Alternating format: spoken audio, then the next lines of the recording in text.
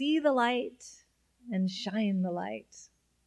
This is a motto or a mantra that you can use when you lose your way. And we all sometimes lose our way. And each year at my yoga studio, I have a theme to carry myself through the year. What am I going to study? What am I going to read? What am I going to teach? To carry my students through the year. It's an opportunity to find your way in the midst of all there is to know and all there is to do. It's to keep coming back. And so See the Light, Shine the Light has two parts. See the light. And this is a representation in an image of light of the divine within you. The light is what is good about life as it lives inside of you, and how you can see that in yourself and how you can see that in others and in all things. Shine the light is the ability to take this goodness, to take this divine presence that you have within you and to radiate it out, like radiating positive joy, to expand, like when Josh sings. There's a radiance that goes out in all directions. So See the Light, Shine the Light is about connecting to your deepest, truest, most inner self. And it comes from these ancient yogic scriptures that use light as a metaphor. So thousands of years ago, when many of the ancient yoga philosophy was first created, they used metaphors of what they saw, metaphors of nature, like tree pose, and metaphors of light, the sunshine and the sacred fire. And so it makes sense that in the writings there would be all of these references to light expressing a vibrational energy of something that you only can feel and experience. And so how See the Light, Shine the Light began for me is 2 years ago. I went to India with one of my teachers, and we went to southern India specifically to go into the temples.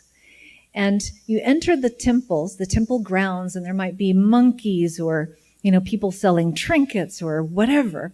And then you enter the space of the temple and you start to see the sacred deities and the murals on the wall and the paintings on the ceiling. But where you're really headed inside the temple is into the very deepest inner sanctum, the heart of the temple itself. And what you're hoping to see is a glimpse of the sacred fire that's held within the inner sanctum. And so literally, it's like a small room, and the fire is kept by rishis, R-I-S-H-I, rishis. They are the keepers of the fire.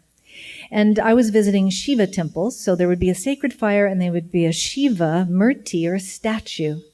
And you would spend hours waiting in line so that you could get to the very inner sanctum of the temple, and you could see the light. And in that moment, you can experience the divine presence in the image of light and in the sensation that you're feeling inside.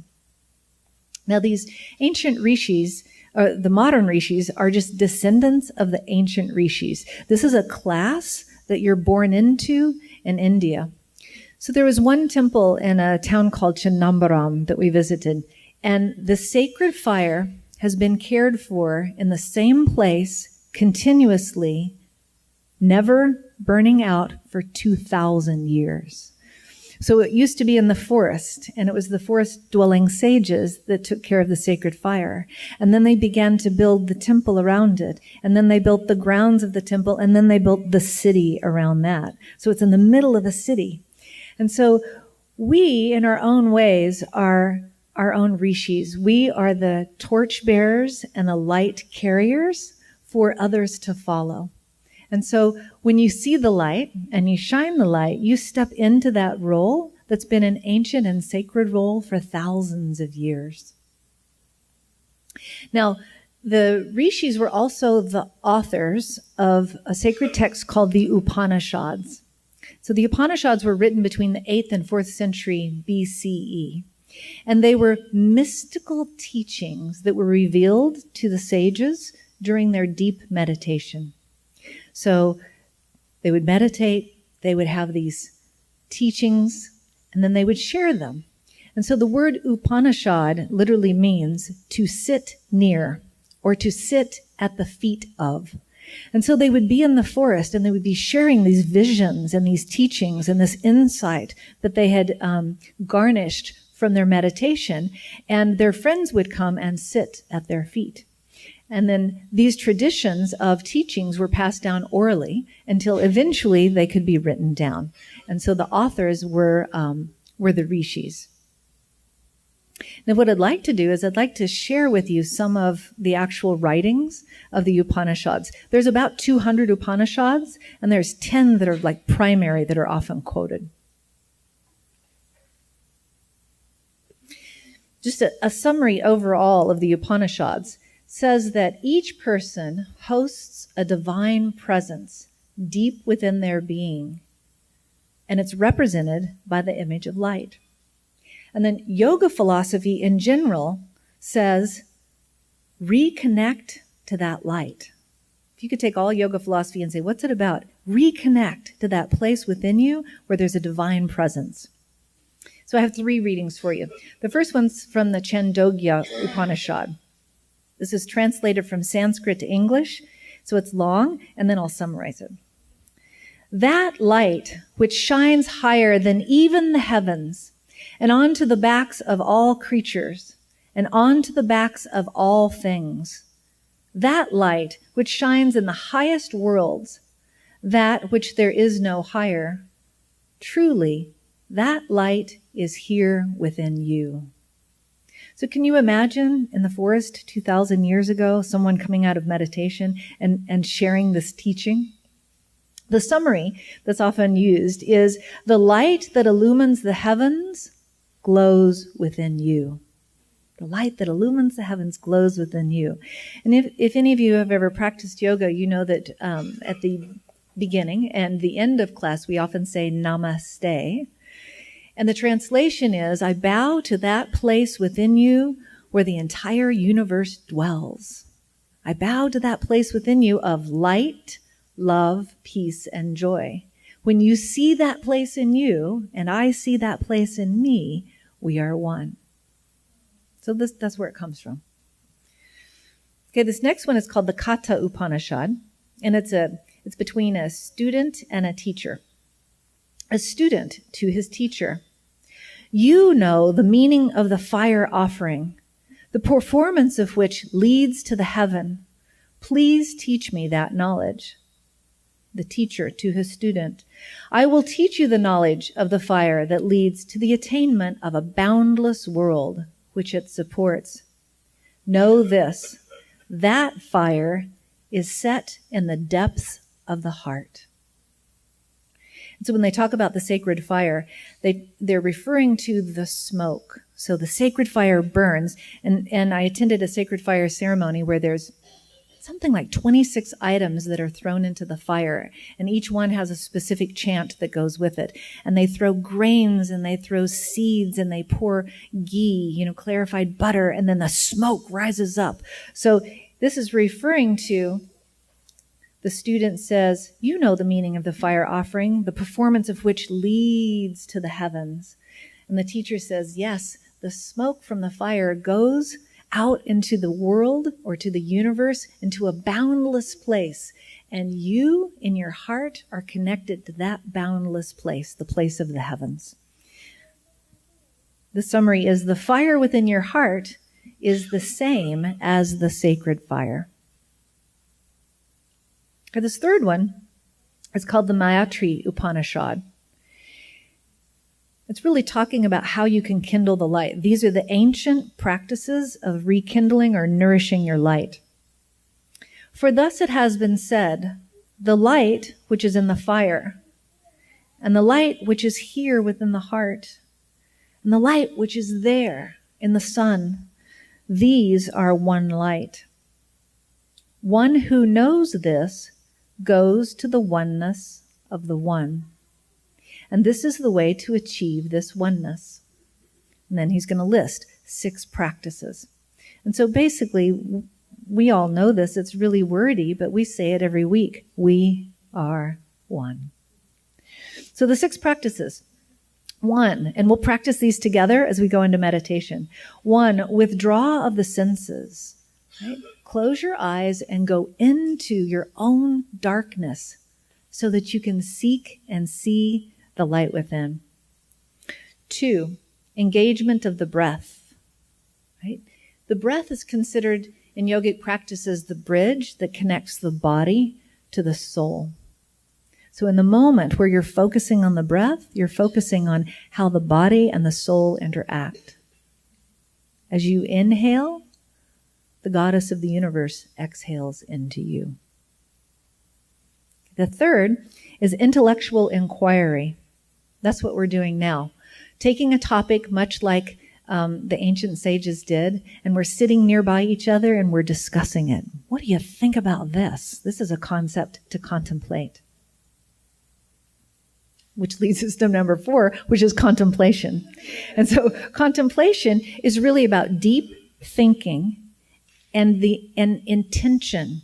Thinking because you're wanting to learn something. The intention being the intention to see the light. And then the 5th practice is meditation. And so meditation could be thought of as continued contemplation.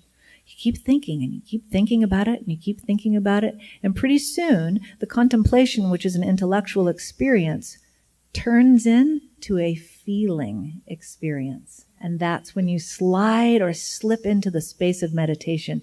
It's underneath and above and around the thoughts. It's the space where the thought does not exist. And the 6th one is absorption. When the reading said, go to the oneness of the one. Go and be connected. From your mind, through the experience of meditation, to the absorption of just being in the moment of feeling connected with all things. And then the reading ends with, thus is the 6-fold path of yoga. Notice what they didn't say? Nothing about touching your toes, nothing about standing on your head or bending yourself into a pretzel.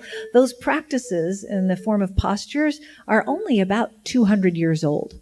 There were an original 34 that were listed, and they were mainly developed in order to allow the sages to sit longer in meditation so they could have these mystic experiences. So I came up with 6 modern day practices of how you could stoke your own fire.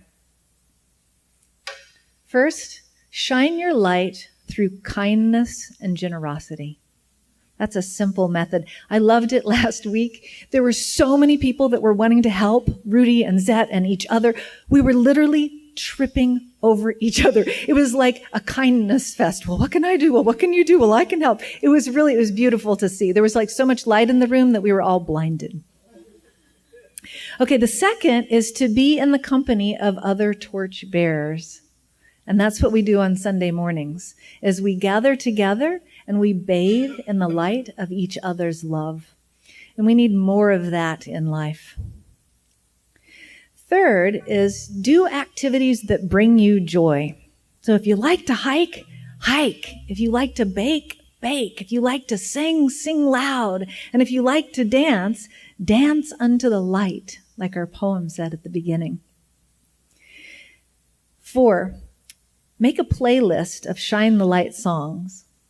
Now, these are your songs, the ones that you sing really loud when nobody else is around, like you're in your car or you're in your shower, or maybe you even sing them really loud when people are around. I'll just give you an example of 3 that are on my Shine the Light playlist this year. Hopefully you guys will know these. Elton John, Philadelphia Freedom. Shine the light, shine the light.